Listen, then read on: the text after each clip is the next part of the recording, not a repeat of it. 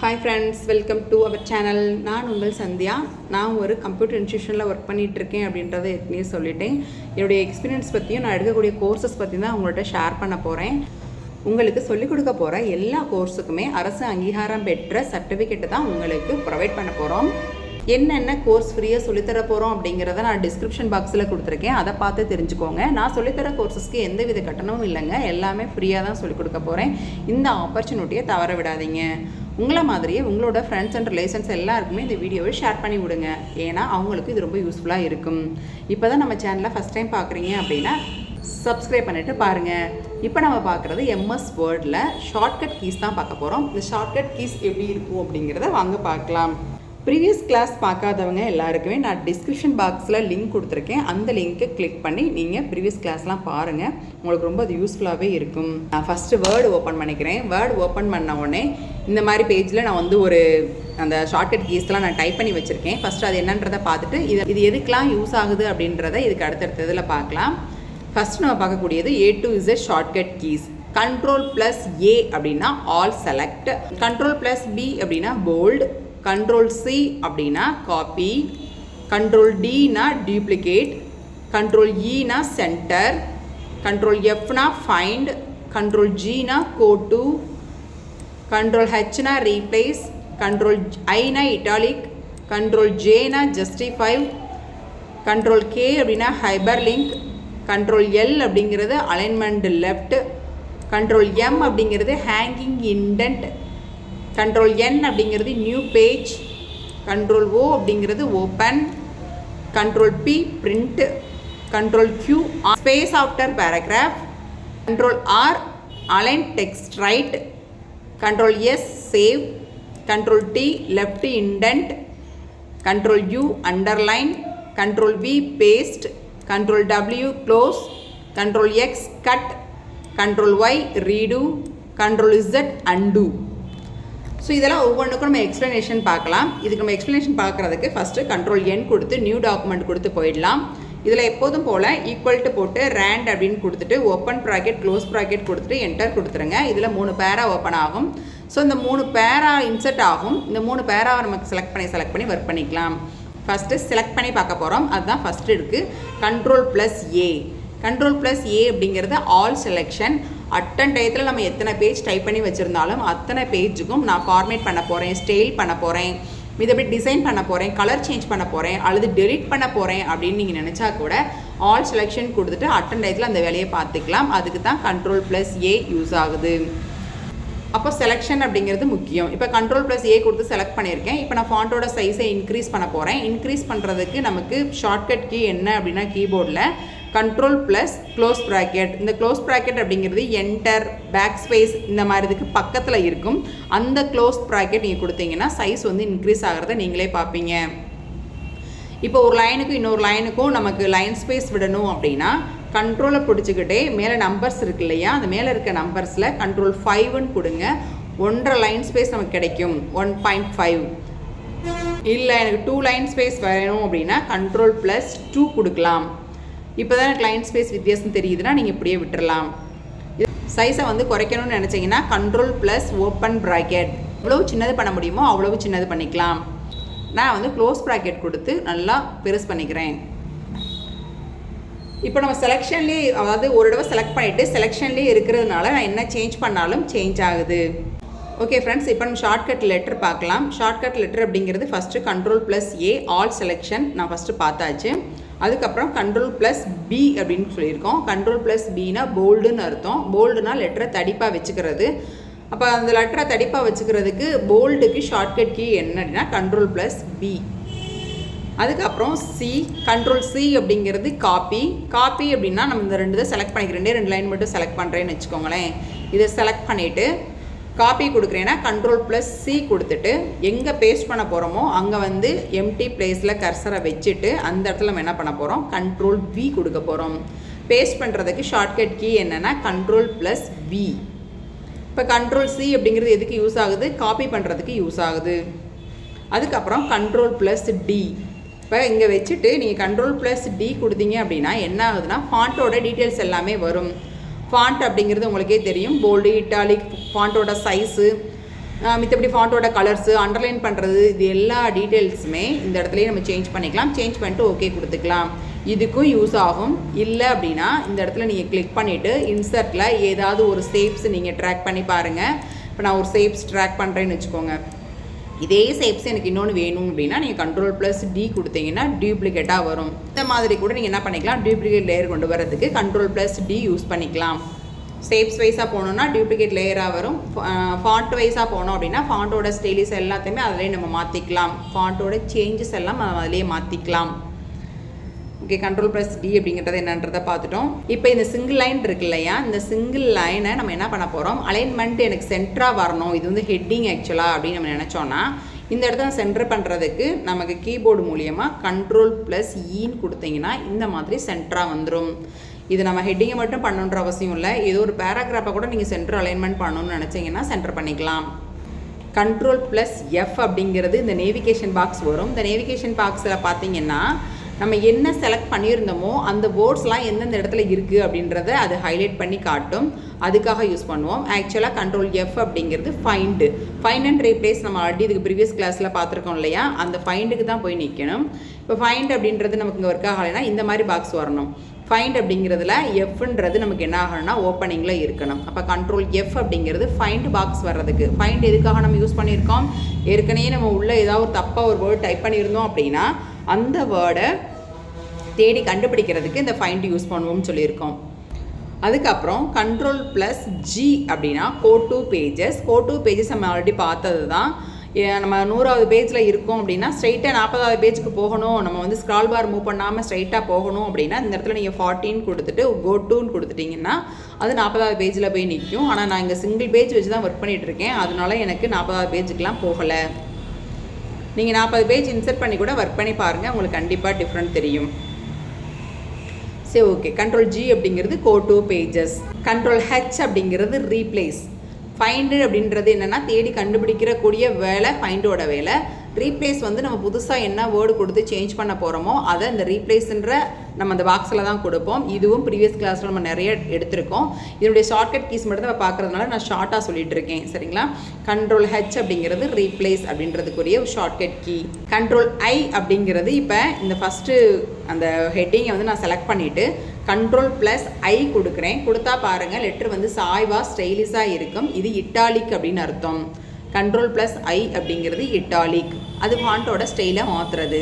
அதுக்கப்புறம் பார்த்தீங்கன்னா இது ஃபுல்லாக ஒரு பேராவை நான் செலக்ட் பண்ணுறேன். இந்த பேராவை செலக்ட் பண்ணும்போது பார்த்தீங்கன்னா லெஃப்ட்டில் சமமாக இருக்கும், மேலே டாப்லையும் சமமாக தான் இருக்குது, பாட்டத்துலேயும் சமமாக தான் இருக்குது. ரைட் சைடில் பார்த்தீங்கன்னா சிக்ஸாக்காக கொஞ்சம் ஏறி இறங்கி இருக்குது. ஒரு பேராவோ புக்கோ நான் டைப் பண்ணும்போது இந்த மாதிரி இருந்தால் அது நல்லா இருக்காது. அதனால அந்த மாதிரி அலைன்மெண்ட்டுக்கு எது யூஸ் ஆகும் அப்படின்னா Ctrl+J அப்படின்ற ஒரு ஷார்ட்கட் கீ தான் யூஸ் ஆகும். Ctrl+J அப்படிங்கிறது ஜஸ்டிஃபை அப்படின்ற அலைன்மெண்ட். Ctrl+K அப்படிங்கிறது பார்த்தீங்கன்னா ஹைபர் லிங்க். இந்த ஹைபர் லிங்கை பற்றி ஏற்கனவே ப்ரீவியஸ் கிளாஸில் பார்த்துருக்கோம். ஹைபர் லிங்க்னா ஒரு இமேஜவோ ஒரு பேராவோ நம்ம லிங்க் பண்ணி வச்சு ஒர்க் பண்ணி பார்க்குறதுக்கு இந்த ஹைபர் லிங்க் யூஸ் ஆகுது. இந்த ஹைபர் லிங்க் ஷார்ட்கட் கீ என்ன அப்படின்னா Ctrl+K. இப்போ இது ஃபுல்லாக செலக்ட் பண்ணிவிட்டு Ctrl+Lன்னு கொடுத்தேன் அப்படின்னா லெஃப்ட் அலைன்மெண்ட்டுக்கு சேஞ்ச் ஆயிரும். ஆல்ரெடி ஜஸ்டிஃபைன்ற அலைன்மெண்ட் கொடுத்துருந்தேன், இப்போ Ctrl+Lன்னு கொடுத்துருக்கேன், லெஃப்ட் அலைன்மெண்ட்டுக்கு சேஞ்ச் ஆயிடுச்சு. ஸோ Ctrl+L அப்படிங்கிறது பேராகிராஃபை லெஃப்ட் அலைன்மெண்ட்டில் வச்சுக்கிறதுக்கு யூஸ் ஆகும். நெக்ஸ்ட்டு Ctrl+M அப்படிங்கிறது அந்த பேராவே நம்ம உள்ளே தள்ளி ஸ்பேஸ் தட்டி கொண்டுட்டு போகிறதுக்கு Ctrl+M யூஸ் ஆகும். இது மார்ஜின் செட்டிங்ஸ்னு கூட சொல்லலாம். இந்த மார்ஜினை நம்ம எந்த அளவுக்கு வச்சு நம்ம டைப் பண்ண நினைக்கிறோமோ அந்த அளவுக்கு செட் பண்ணிக்கலாம். இல்லை எனக்கு ஃபஸ்ட் லைன் மட்டும் தான் இங்கேருந்து ஸ்டார்ட் ஆகணும், மித்த லைன்லாம் எனக்கு இங்கே வரணும் அப்படின்னு நினச்சிங்கன்னா அந்த கீழே இருக்கிற சிம்பிளை மட்டும் நீங்கள் என்ன பண்ணுங்கள், தனியாக பிடிச்சி எடுத்துகிட்டு போனீங்கன்னா ஃபஸ்ட் லைனை தவிர மித்த எல்லா லைனுமே எங்கே வந்துடும், ஆட்டோமேட்டிக்காக அங்கே நமக்கு லெஃப்ட்லேயே வந்துடும். அந்த ஃபஸ்ட் லைன் மட்டும் என்னென்னா உள்ளே தள்ளி இருக்கும். இல்லை எனக்கு ஃபஸ்ட் லைனும் இங்கேயே வந்துடணும் அப்படின்னு நினச்சிங்கன்னா திரும்பி இந்த சிம்பிளாக கொண்டுட்டு போய்ட்டு இதில் ஜாயின் பண்ணி விட்டுருங்க, இந்த பழைய ஸ்டேஜ்க்கே வந்துடும். ஸோ இந்த மாதிரி செட்டிங்ஸ்க்கு Ctrl+M யூஸ் பண்ணுவோம். நெக்ஸ்ட்டு Ctrl+N எதுக்காகனா நியூ டாக்குமெண்ட் கொண்டு வரதுக்கு Ctrl+N யூஸ் ஆகும். Ctrl+O எதுக்காக யூஸ் பண்ணுறோம்னா ஆல்ரெடி நம்ம ஃபைலை சேவ் பண்ணி வச்சுருக்கோம் அப்படின்னா அந்த டாக்குமெண்ட்டை போய் எடுத்துகிட்டு வர்றதுக்கு Ctrl+O ஓப்பன் டயலாக் பாக்ஸ் வரும். இந்த ஓப்பன் டயலாக் பாக்ஸில் நமக்கு எந்த ஃபைல் தேவையோ அதை செலக்ட் பண்ணிட்டு ஓப்பன் கொடுத்தீங்கன்னா ஓப்பன் ஆகிடும். Next Ctrl+P. இது எதுக்காகனா பிரிண்ட் அவுட் போடுறதுக்காக நம்ம யூஸ் பண்ணுவோம். பிரிண்ட் அவுட் போடுறதுக்கு ஷார்ட்கட் கீ என்ன அப்படின்னா Ctrl+P. கொடுத்த உடனே இந்த மாதிரி பாக்ஸ் நிற்கும். இதில் என்ன செட்டிங்ஸ் தேவையோ அதெல்லாம் நம்ம மாற்றிட்டு எத்தனை காப்பீஸ் வேணுமோ அந்த காப்பீஸ்லாம் கொடுத்துட்டு ஓகே கொடுத்தோன்னா பிரிண்ட்னு கொடுத்துட்டோன்னா பிரிண்ட் வந்துடும். க்ளோஸ் பண்ணும்போது சேவ் பண்ணவா டோன்ட் சேவா அல்லது கேன்சலான்னு கேட்கும். நாம் என்ன பண்ணலாம், சேவ் பண்ண போகிறீங்கன்னா சேவ்னு கொடுத்துருங்க, டோன்ட் சேவ்னா டோன்ட் சேவ்னு கொடுத்துருங்க. அதாவது சேவ் பண்ண விருப்பம் இல்லைன்னா டோன்ட் சேவ் கொடுத்தீங்கன்னா வெளில வந்துடும். இல்லை எனக்கு இப்போதைக்கு இந்த பாக்ஸை மட்டும் எனக்கு கேன்சல் பண்ணி கொடுங்கன்னா கேன்சல்னு கொடுத்தா இது போயிடும். நெக்ஸ்ட்டு Ctrl+Q அப்படிங்கிறது எதுக்காகனா நம்ம அதிக லைன் ஸ்பேஸ் வச்சுருந்தோம்னா சிங்கிள் லைன் ஸ்பேஸ் கொண்டு வரதுக்கு எதுக்கு யூஸ் ஆகும்னா Ctrl+Q. இப்போ நான் அந்த பேராவை Ctrl+2 கொடுத்து 2 லைன் ஸ்பேஸ், அதாவது 2 லைன் ஸ்பேஸில் நான் வச்சுருக்கேன்.